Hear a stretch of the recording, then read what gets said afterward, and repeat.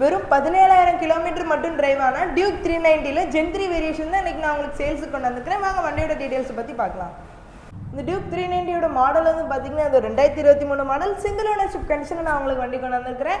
வண்டியோட ரெஜிஸ்ட்ரேஷன் வந்து TN79, அதாவது சங்கரங்கோயில் RTO. கிலோமீட்டர் பார்த்தீங்கன்னா ஜஸ்ட் 16,000 கிலோமீட்டர் மட்டும்தான் டிரைவ் ஆயிருக்குது.